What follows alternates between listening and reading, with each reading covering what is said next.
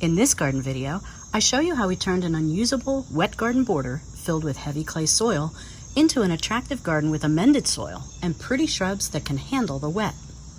I'm Laura, and this is Garden Sanity. And this used to be a spot where shrubs went to die. Nothing ever grew here. Things kind of drowned. For example, this King's Gold Mop Cypress. We had to rescue it, and we stuck it over here in the long bed after a while. The problem was twofold. First, when this low edging was put in years ago, the soil wasn't touched at all. It was builder-grade topsoil and not much of it. And that topsoil was put on top of whatever clay soggy soil had been here originally, way before this area was cleared of woods to make way for this development of homes. And secondly, when the landscapers put this edging in for us years ago, they used landscape fabric. Now fast forward to today, I am not a fan of landscape fabric. In my opinion, and my experience, it causes way more problems than solutions. For example, dirt and leaves disintegrate over time, but still sit above the landscape fabric. Fertilizer can't easily go through landscape fabric, and weeding is the worst. Weed seeds begin growing just under the fabric, and then they grow through it. So you pull the weed out, but not the roots. So we ended up leaving this space blank for many years. After some of the Japanese hellerii in our front yard weren't doing too well, we transplanted them back here. That was also a disaster, as it was way too wet for them. And weeds began to take over, and I began to ignore it more and more because it was such an eyesore. It was easier just to ignore it. During the winter of 2021, my husband and I decided we'd finally tackle this area. So I began researching what plants would work in this swampy area, as well as what we could do to the soil to amend it and help it drain better. So I ultimately chose 3 shrub varieties for their following qualities. Most importantly, shrubs that can handle wet spots in the garden or yard were required. But each of these shrubs also can take full sun, have multi-season interest, are deciduous, but that's okay for where these are planted. We're not going to see them in the wintertime. Are native plants, attract pollinators, and are easy care. So the first plant we planted was little Henry Sweetspire. We already have this in our front yard garden beds. It's hardy in zones 5 to 9. It'll grow 2 to 3 feet tall and wide. And it has multi-season interest like I mentioned. It has white early summer flowers, and it gets red leaves in fall, which persist onto the plant sometimes until December, which is really, really nice. It also attracts pollinators, bees and butterflies in particular.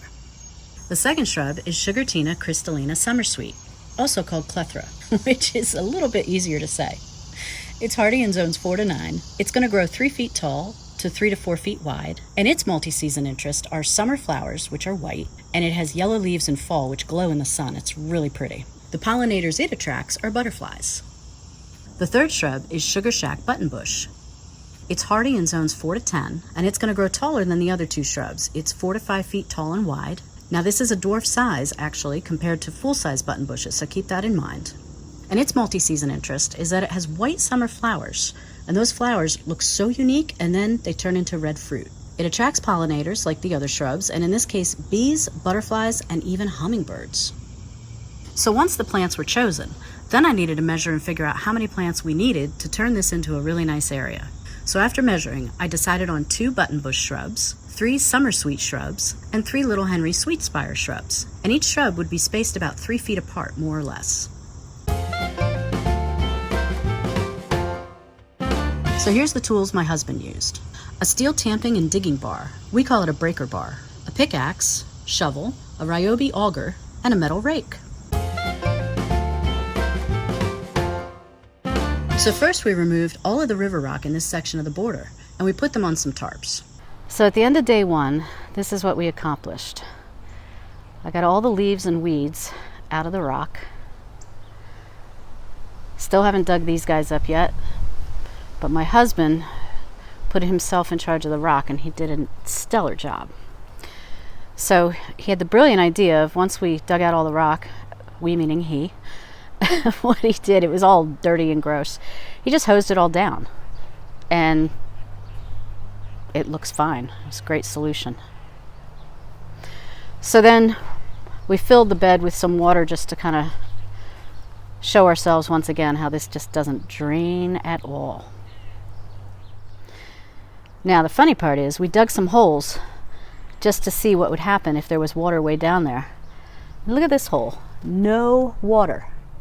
Isn't that funny? Now this hole's got water in it, but it took about an hour for it to seep in there where it was all soaking wet over here. So the soil is just really compacted. It's going to get a lot better just by the fact that we pulled up the landscape fabric. You can see where we stopped right there. We'll do all this under this Rheingold another day. There's birdies in there, so I'll let them have their babies first. So anyway, yeah, this is the end of day one. But now came the real work, and my husband did all of the heavy digging. He loosened up and turned over all of the soil using the auger and the breaker bar, or what is officially called the tamping and digging bar. And he went down about 3 feet into the ground. I was standing here yesterday, getting these rocks up. Yeah. And the soil started puddling. Which we're familiar with. Yeah, it started puddling up. But what's funny is that this is higher up. Like, and it's still down puddling. there is lower, yeah. And it's still puddling. Yeah. Rocks. Well, that's what's going to be good about still planting the Sweetspire, because it's a wet shrub. There it is. There's the pipe again. Yeah. Oh yeah.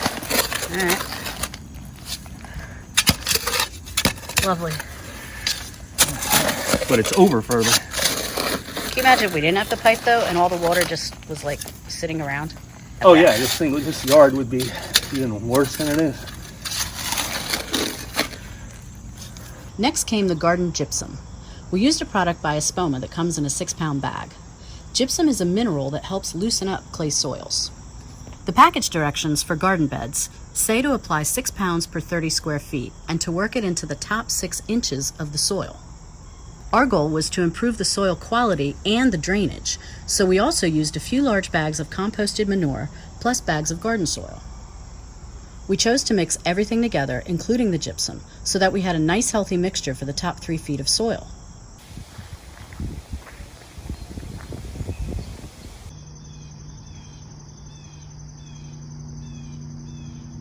And after all of that work was done, I finally was able to plant the shrubs, and I added biotone into the bottom of each planting hole to get the shrub roots off to a good start.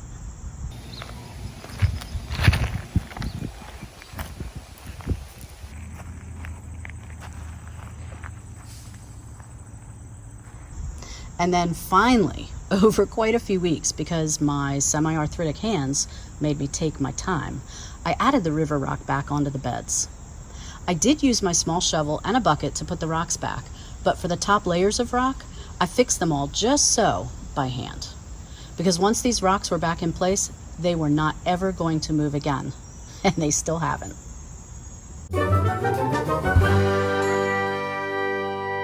But the bed still isn't finished, because now we come to a mystery, and this is a garden mystery I can't solve: the case of the missing shrub.